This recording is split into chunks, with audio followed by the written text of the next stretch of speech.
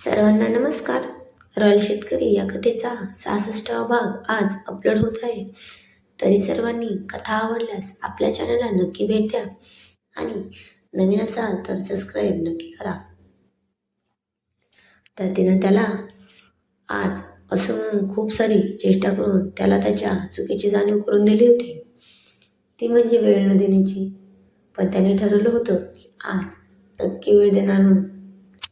तसं तो जरा उशिराच आला होता घरी. काय करणार, काम स्वतःचे असले की असे होतेच ना.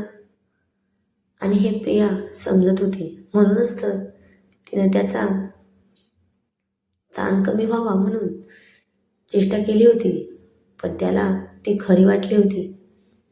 पण तो रात्री खूप उशिरा आला. आज प्रिया जागी नव्हतीच, झोपली होती केव्हाच, तो येईपर्यंत. तसं त्याला आईसाहेबांनी जेवण वाढलं आणि तो म्हणाला, प्रिया प्रिया कुठे आहे आईसाहेब? त्या म्हणल्या,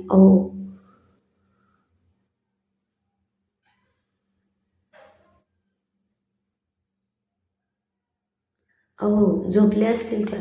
खूप काम पडतं ना त्यांना, तुम्ही नसताना. त्यामुळे आबासाहेब तर करू लागतात, पण सगळ्या गोष्टी सोबत होत नाहीत. मुसनबाई पण असतात, खूप दमलता असत्या. तसं तो म्हणला, आईसाहेब झाले आहे माझे, बस ठेवा हे तुम्ही आता, मी पण झोपतो, शुभरात्री.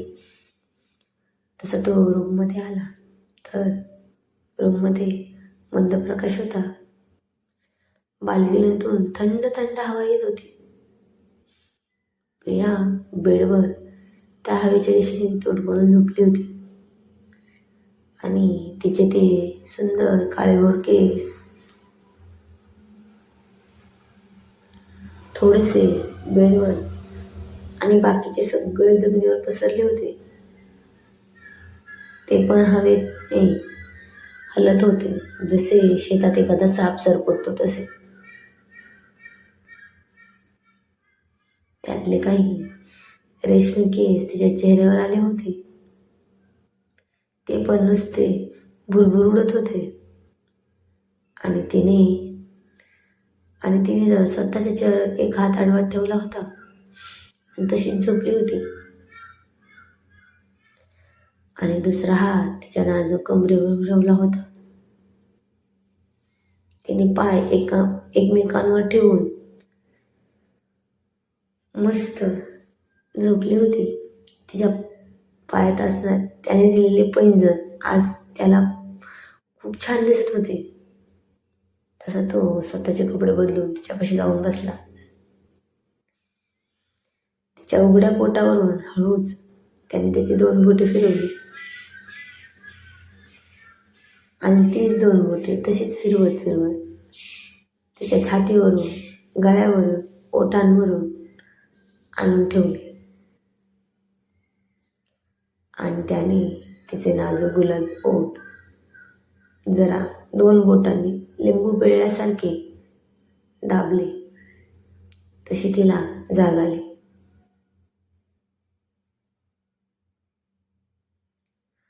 पण जरा झोप होती. ती म्हणाली, झोप ना, खूप झोप आली आहे मला. पण तो तर तिला खूप सारे किस करत होता, पण ती झोपेतून उठतच नव्हती. आणि ती खरंच खूप दमली होती, हे त्याला आईसाहेबांनी सांगितले होते.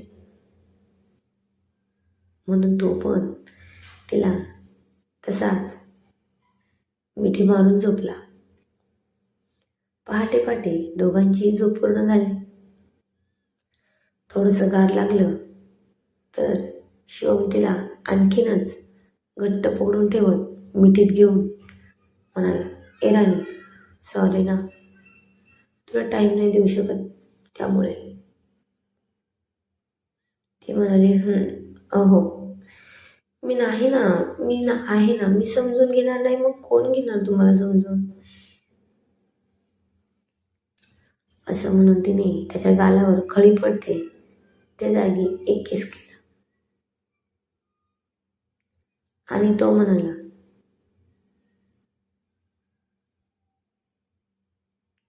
म्हणाला, बघ ना, वेळ आताशी 4 वाजले, तर मग तसं ती लाजली आणि तिला समजले त्याला काय म्हणायचे होते शिवमला.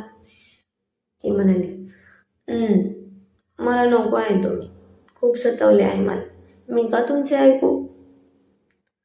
तसं तो तिच्या गळ्यावर किस करत म्हणला, "हो, रात्री कोणी बोलून चिडवले गं मग मला?" ती म्हणाली, "केव्हा हो? मला तर आठवतच नाही." तो म्हणला, "अरे बापरे प्रिया, किती खोटारडे बोलतेस ना तू." तशी ती गालातल्या गालात हसली आणि तसे डोळे मिटून घेत म्हणाली, झोप, मला नाही नकोय तुम्ही, मला काही नको." तो म्हणला, "बरं तू झोप हं, पण मला तर प्रेम करू दे ना." तसं त्यानं तिच्या पोटावर घट्ट मिठी मारत तिच्या सगळ्या अंगावर त्याच्या हातांच्या बोटांनी तिला त्याच्या प्रेमाची जाणीव करून देत होता. आणि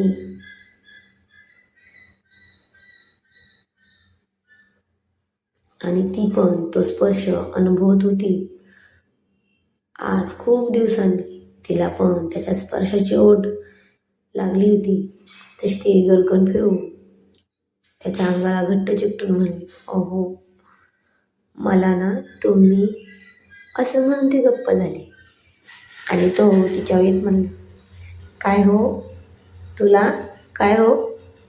तशी ती त्याच्या कानात हळूच म्हणली, "अहो, मला ना तुम्ही हवे आहात, ते पण आत्ताच्या आत्ता."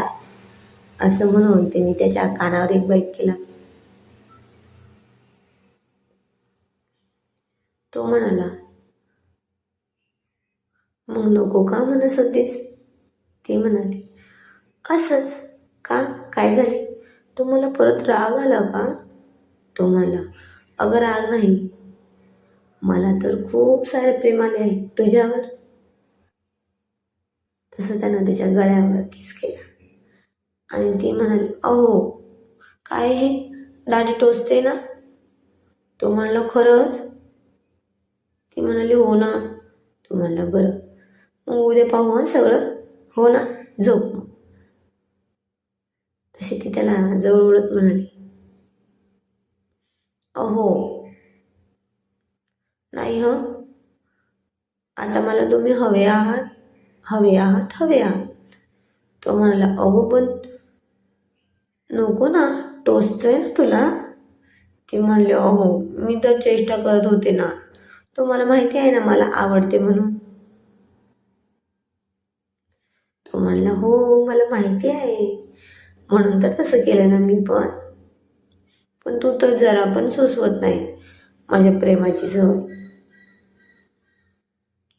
ती म्हणली, "बर, आता नाही हं म्हणणार काही मी तुम्हाला." असं म्हणून तिने त्याच्या कपाळावर किस केला, मग गालावर केला. तर तो आता सरळ तिच्या तोंडात तोंड घालून तिथेच खूप किस करत होता आणि ती फक्त त्याच्या केसात हात घालून साथ देत होती.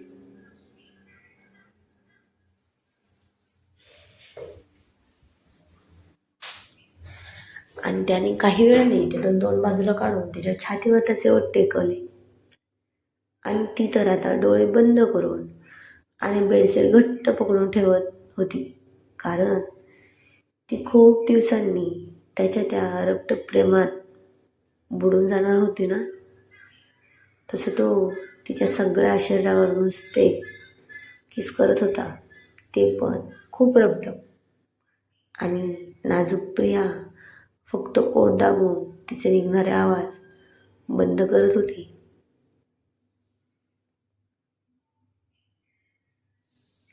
तसं त्याने तिच्या नाजूक कमरेवर तिळाच्या जागी खूप किस करत म्हणाला, "काय ग राणी, तुला काही होत आहे का?" तिने फक्त केले आणि त्याने तिच्या श्वासांची वाढलेली गती हे पाहून पुन्हा तिच्या ओठांना छोटासा बाईट केला. तशी ती त्याच्याकडे पाठ फिरून झोपली आणि त्याने तिच्या मानेवर पाठीवर हळूहळू त्याचे ओठ फिरवत किस करत सगळ्या कपड्यांचा अडसर दूर करायला सुरुवात केली. पण तिने हात पकडले आणि तो तिच्या पाठीवरून किस करत करत तिळाच्या जागी आला. तशी ती लाजून त्याला जवळ घेत म्हणले, अहो बस ना प्लीज, नकोत ना तुमचे ओठ, खूप त्रास देतात मला. तो म्हणला, खरंच? खरंच का? तो म्हणाला, ए थोडेसे अजून त्रास देतो ना तुला, थांब ना. असं म्हणून त्याने तिला झटकन हाताखाली घेतले. तशी ती म्हणाली, अहो काय करताय, हे पैंजण घातले आहेत ना, ते काढायला हवे, नाहीतर खूप वाजते. तसं त्याने तिच्या नाजूक पाय हातात घेऊन ते काढून ठेवले आणि तिला आवडणारा त्रास द्यायला सुरुवात केली.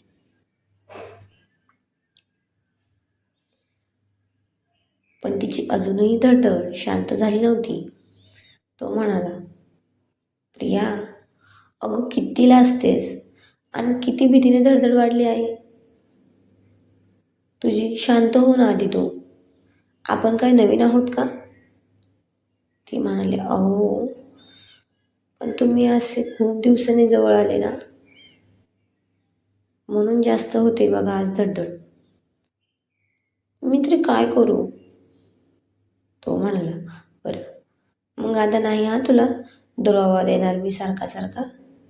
चल माझ्या डोळ्यात बघ, डोळे घालू, म्हणजे सगळे व्यवस्थित होईल. तशी ती त्याच्या डोळ्यात पाहत केव्हाच हरवून गेली आणि तो तिच्या ओठांना, गळ्यावर, हनुवटीवर, गालावर खूप सारे किस करत होता आणि दोघे पण एकमेकांना फील करत होते. तसं प्रिया त्याला जरा दूर करत म्हणली, अहो थांबा ना, 1 मिनिट, मी आलेच. असं म्हणून ती बाथरूममध्ये गेली. पण आता त्याला वाटलं होतं भीती वाटते म्हणून जरा फ्रेश होत असेल आणि मग येईल बाहेर. पण ती खूप वेळ झाली तरी बाहेर आलीच नाही. तसं तो दार वाजवत म्हणाला, प्रिया, ए चल ना, ए राणी चल ना पटकन, काय करतेस, काय झाले? ती म्हणले, अहो मी नाही येत बाहेर. तो म्हणाला, ए राणी काय ग, मूड खराब होईल ना, चल ना पटकन. ती म्हणले, अहो नको ना, मला नाही यायचं, समजून घ्या ना तुम्ही. तो म्हणाला, नाही हो राणी, आधीच खूप दिवस झाले आहेत, चल ना पटकन. तरी ती बाहेर येईना. तसं त्यानेच दार उघडला आणि बाथरूममध्ये गेला. तर ती एका कोपऱ्यात शांत बसली होती. शिव म्हणाला, प्रिया अगं चल ना, तुला नको आहे का काही आज? तशी ती म्हणली, अहो हे सगळं मला हवं होतं, पण ते ते तसं तो तिला उचलून घेत म्हणाला, चल बाहेर गेलो आपण बोलू, आता काही म्हणू नकोस. तसं त्यानं तिला उचलून बेडवर ठेवत तिच्यावर आला.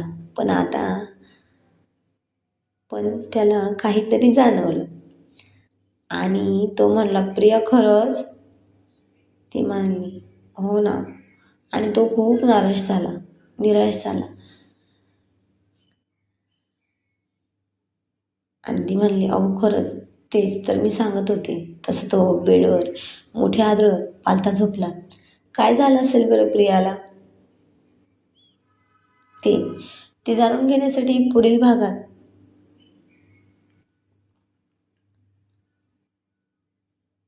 पाहूयात. आणि नवीन असाल तर नक्की चॅनल सबस्क्राईब करा. धन्यवाद.